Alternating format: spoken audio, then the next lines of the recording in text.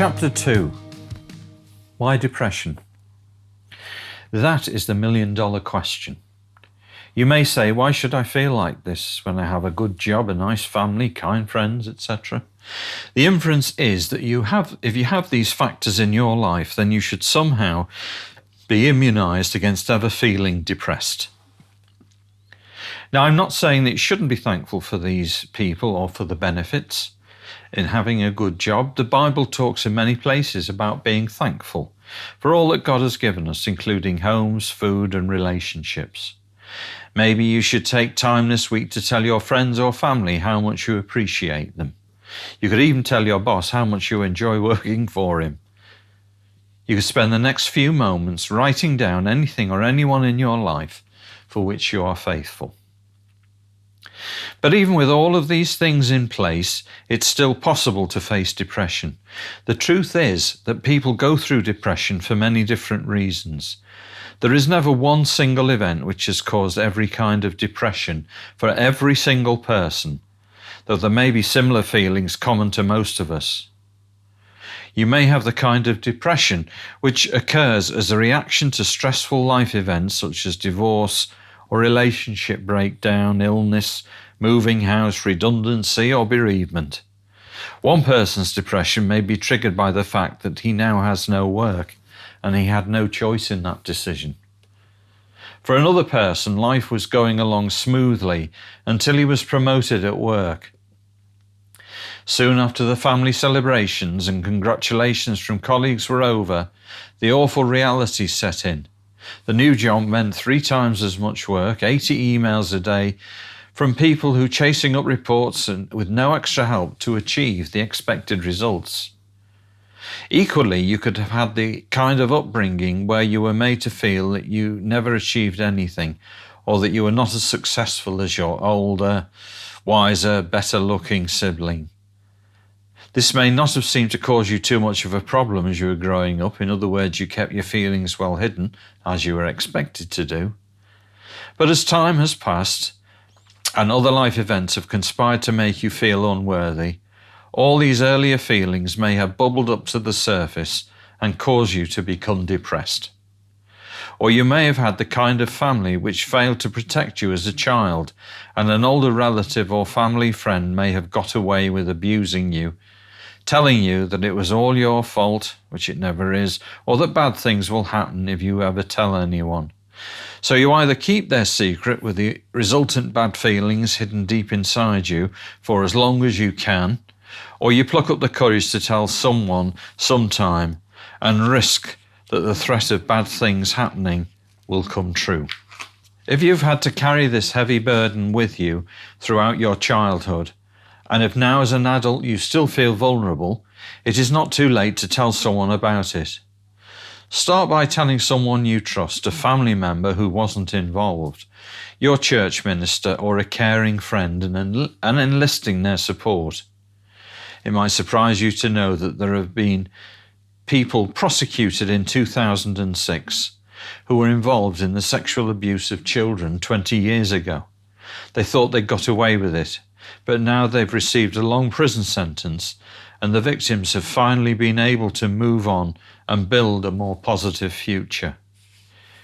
If you have been a victim of this kind of abuse, only you know if this is something you can consider revealing many years after the event.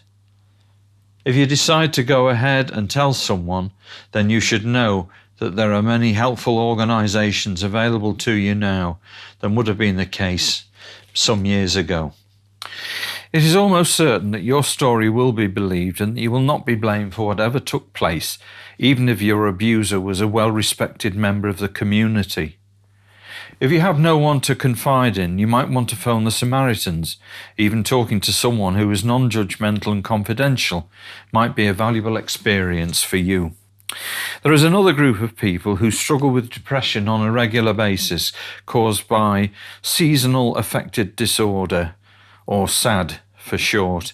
These people go downhill usually when winter comes around and there are fewer hours of sunshine or bright light, which is necessary to produce certain chemical reactions in the brain. If you can recognise this happening to you most winters, then there are some practical steps you can take, such as buying a light box so that you can sit and read or work in a high degree of bright light for a couple of hours each day. You could also consider having your main holiday in the winter time.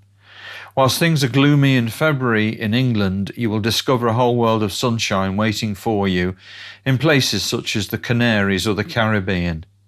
Plus, winter holidays or flight prices tend to be cheaper, so you might be able to afford to stay longer. You may think a holiday in a faraway place is an expensive luxury, but you might be pleasantly surprised at how reasonable the prices can be, especially if you're able to take advantage of a last-minute deal.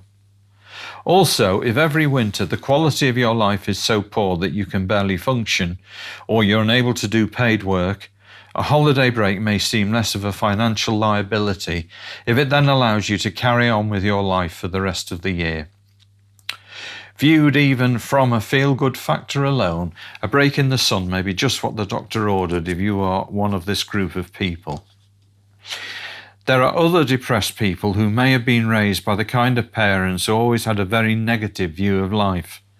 They maybe have been unable to make friends easily and always lived with the feeling that their glass is half empty, rather than the more positive view that the glass is half full.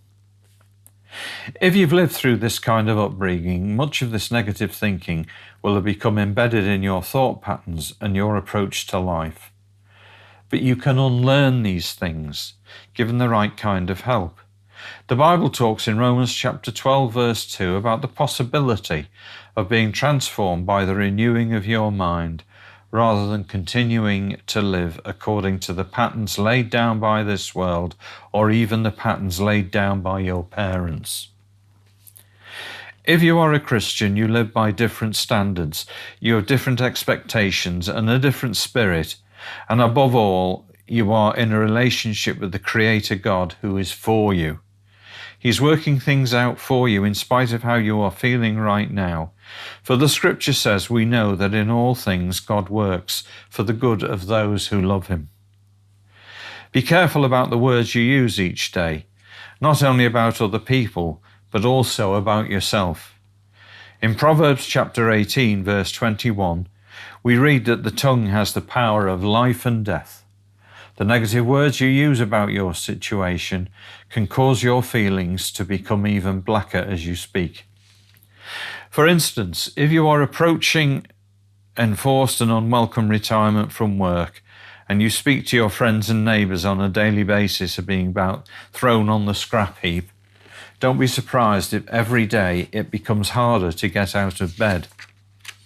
A more positive view might be that now you could plan to have some time doing what you want to do rather than being governed by the alarm clock. You could travel to places you've always wanted to see, or even take up a new hobby. You could ask your church minister if there's any aspect of your church's outreach program that could do with an extra pair of hands. You might even become the one who initiated a new fair trade cafe at your church. Of course, there are people for whom retirement must contain some kind of work, either from a financial or just a practical viewpoint. The good news is that not all employers take the view that if you're over 50, you're over the hill. Many more enlightened employers are finding out that taking on employees in the 50-plus age group brings a wealth of experience, as well as reliability and good customer care skills.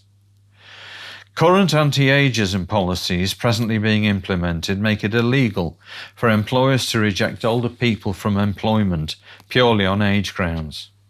Hopefully these laws will in time mean that even more work opportunities for those aged 50 plus who wish to continue working. So if work is a necessity for you, make sure you explore all the possibilities out there. Make each day a job-seeking day, whether you approach local DIY stores or consider getting a job as a living, caring companion in another part of the country.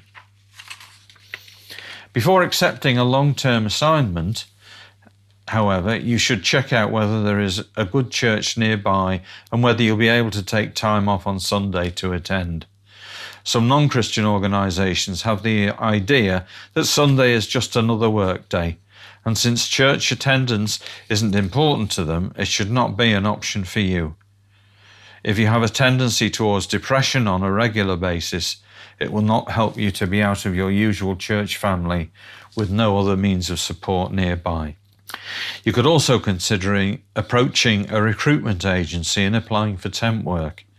Most agencies, especially those in city centres, need a ready supply of experienced and willing workers on a regular basis. Age is not usually a problem when it comes to temp work. Reliability is as important as suitability, and older people are often amongst the most reliable members of society.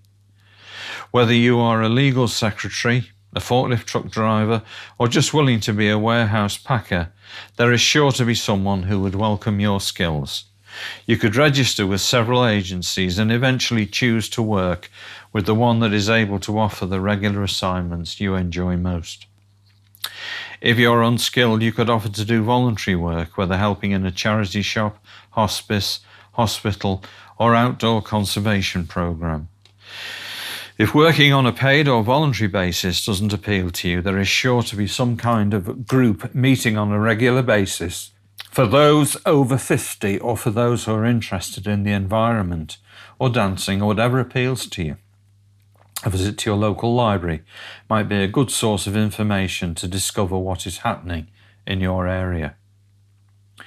Whatever the reason for your particular state of mind, whether there is a single reason for your depression or whether it is caused by an accumulation of overwhelming life events, the main question should not only be, how did this happen to me, or even how did I get in such a state?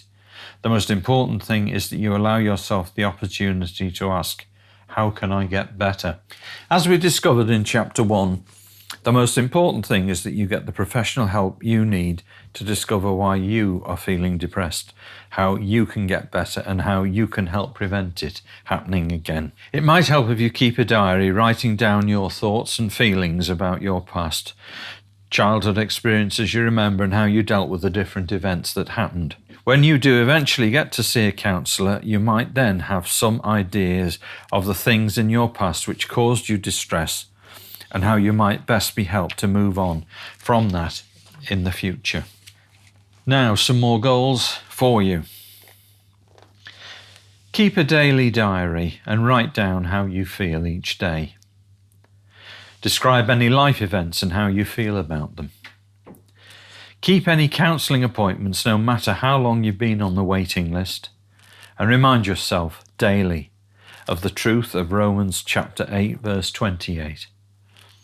And write down a list of those things and people for which you are thankful. Begin, thank you, God, for whoever or whatever. Now, if you're looking for love at this time of year or any other time, please give us a call on 0750 1020 100 or look on our website, lookingforlove.org.uk.